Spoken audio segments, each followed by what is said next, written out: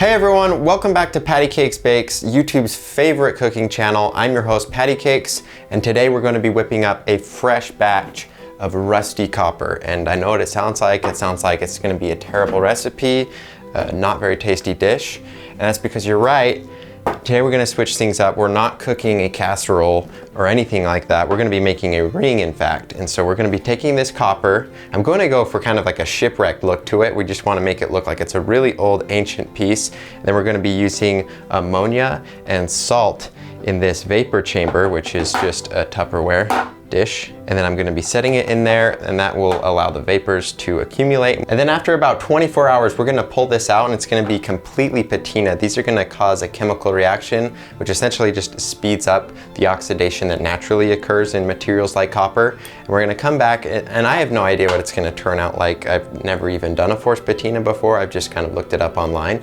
But we're going to make a ring out of this, like I said, do that patina. I think we should end up with some really cool and very interesting looking results. So let's go ahead and get started.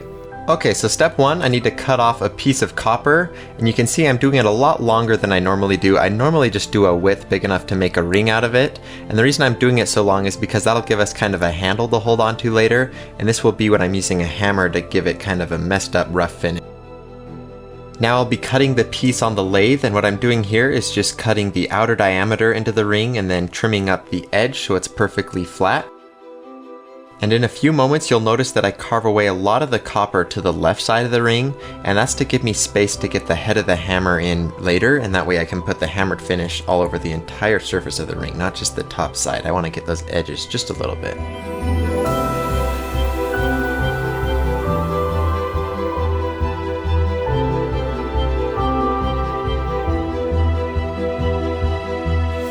So now we've got the outer shaped finish. You can see this is super hot at this point. Copper is very conductive, and so it just picked up a lot of the heat from the lathe. So you're seeing I'm using this paper towel here.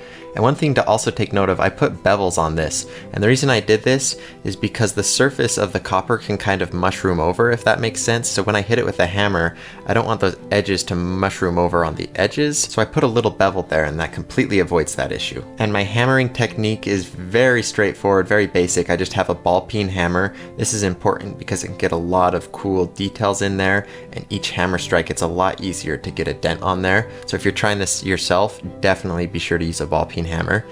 And I'm just completely covering the entire outer surface of the ring with the hammer strikes.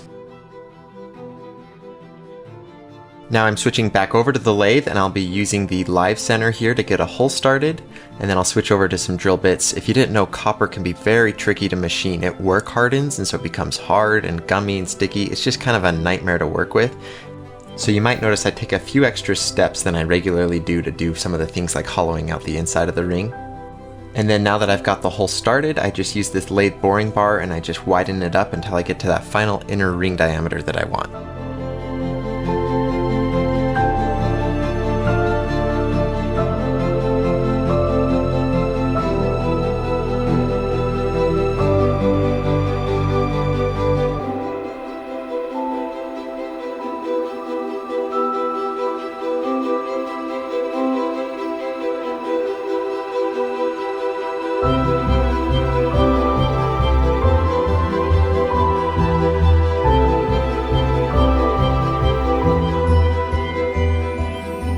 So at this point, I've almost got the final shape of our ring finished. I do need to do a few last second touch-ups though, so I'm putting it in the lathe and I'm trimming it just a little bit with the boring bar, and then you'll see me go in with the Dremel here and I'm rounding off those edges. I want to make sure this is really smooth and very comfortable to wear, and then after I round those edges with the rough Dremel, that's when I go in with the sandpaper and I really smooth it out, make sure it's nice, perfectly smooth and very comfortable. I don't go as far as to put a really high polish on this because that's going to be completely ruined by the oxidizing we do. So all I'm doing is just making sure it's nice and smooth, but not necessarily super shiny.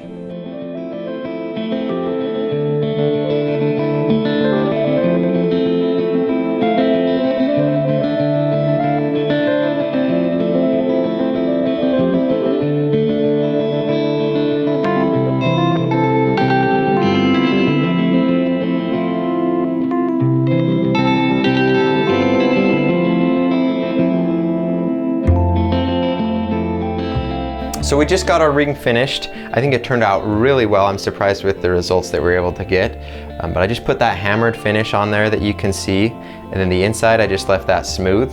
And one thing I want to experiment with, but I'm not doing in this video, is you can put like a clear nail polish or any other type of coating on the inside, and that will protect the inside from getting oxidized.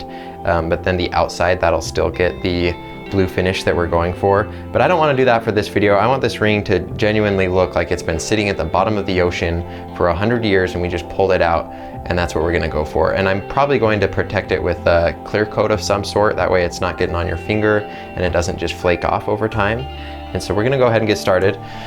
Like I said earlier, we've got our little Tupperware here. I've got 2 paper towels folded down at the bottom here that will absorb the ammonia, and then ammonia, it just vaporizes really easy, so there's going to be a lot of vapor coming off of that.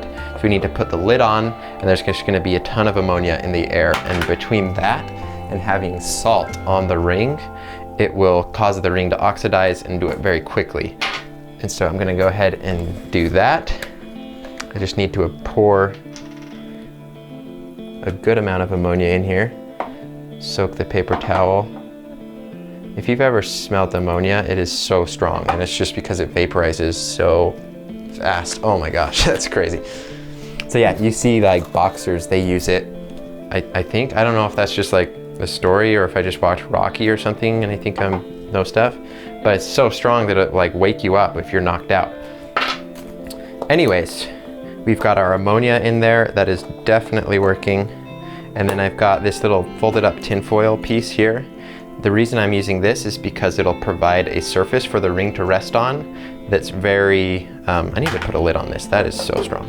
That's very small. So it's gonna have a very small surface contact with it because I don't want the, whatever the ring is touching to affect it. And I also don't want it to be sitting in the liquid ammonia itself. So that'll just rest on there nicely. We've got our salt. It's not just going to stick to the ring, so I think I need to get it a little bit wet with the ammonia. Spread that around.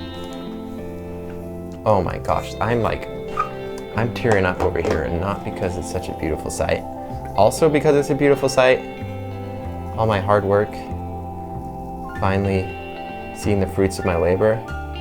But that ammonia is ridiculously strong.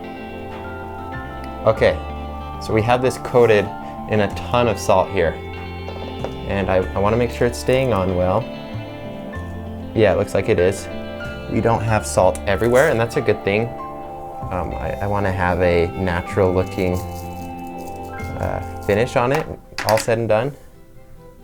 And then also the oxidation will spread.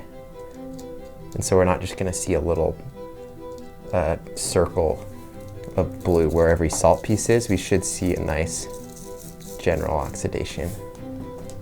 Okay, I think that is perfect, exactly how we want it. So I'm going to put the lid on here. We need to wait. I haven't done this before, so I don't know the exact time that we're going to want to do, but I'll just keep checking on it. Probably going to be about 24 hours. At that time, I'll take it out. I will stop it from oxidizing when I've got it where I want it, and then we'll check back in with you in a couple of days. Alright, so I actually ended up doing a bunch of different experimenting with the finish on this. It was kind of tricky to get it just how I wanted, so I ended up scraping off the finish and starting over a few times, but eventually I was able to get it down to a process that I liked and to get a finish that I thought was really cool. So that's what you see here. I thought this finish just looked amazing. It just looks so old and ancient, and I thought one just perfect final touch would be to take some really high grit sandpaper. I've got 1500 grit right here, and then just take that and sand those edges, and so that just makes that copper pop and just makes it so much more contrasty, and I think it just really adds to the overall look of the ring. And then, like I said earlier, I put on a really good layer of this lacquer I've got here, and this is specially formulated for materials like copper or brass, so it'll stick to it really well. And then I put a lot of very, very thin layers on here. So I did a light misting, I'd wait a few minutes for it to dry, rotate the ring, repeat the process again, and that way we just have a very consistent, very nice and natural looking finish on here. So that's the ring, guys. I just love the way this turned out, and I'm so excited to share these photos with you guys. I just think it turned out amazing. I cannot tell you how long I've been waiting to do an oxidized finish on copper like this, and there's no real reason why I haven't done it, I just haven't really got around to it. And this literally, I've been wanting to do this since before I even made rings, so this is something that I've wanted to do for probably 5 years now. So this was so cool to be able to do and to be able to get results that just blew me away. So that's the ring, guys. I think this is exactly what I was going for. It looks like it was genuinely a shipwrecked ring. You can see these photos we took with the sand and the water to make it look like a beach effect that just looks like it's just straight out of the ocean. It just washed up one day. And I can't tell you guys how satisfying it is to be able to picture a ring design in your head and to be able to go through all that whole process, and maybe at the end you're not left with exactly what you had envisioned, but you still think it's every bit as cool as what you had imagined. And going into making this ring, I didn't think this is one that I would put for sale. This is a ring that takes a whole lot of work to do, a lot of man hours, but it's made out of copper, which isn't super valuable, so that kind of doesn't blend well all the time. But based on the reactions that I've had from everyone who's seen this ring, everyone has just completely loved this ring. I think you guys would love to see this on the site anyways. So I'm gonna go ahead and put that on there. Maybe it's gonna be a little bit experimental. I'm going to do a pre-order for this ring, and so that's kind of different for me. I'll do a little bit of a discount for you guys that want to pre-order this, and that's for me to kind of gauge the interest. So if you want to get one of these at a good deal, I've got a link down in the description. We'll have that pre-order active for probably about 2 weeks, so check that out in the description. Anyways guys, I really hope you enjoyed this video. If you did, be sure to give it a thumbs up. That lets YouTube know that this was a good video, and they'll therefore suggest it to more people, and it gets more views, more popularity, all of that good stuff. And of course you can always subscribe to my channel, that way you can see all the new videos I'm putting out. And everything else I'm going to have links to down in the description. So I've got my Instagram, that's where you can get kind of discount codes, I do giveaways, things like that there. And then I just have links to my rings website, as well as my ring supplies website, and that's for people who want to actually make the rings. So thank you guys so much for watching, and I'll see you in the next one. Somebody comment action. Find out the audio is broken. Oh, we got a thumbs up. A thumbs up? Yeah, I need an action.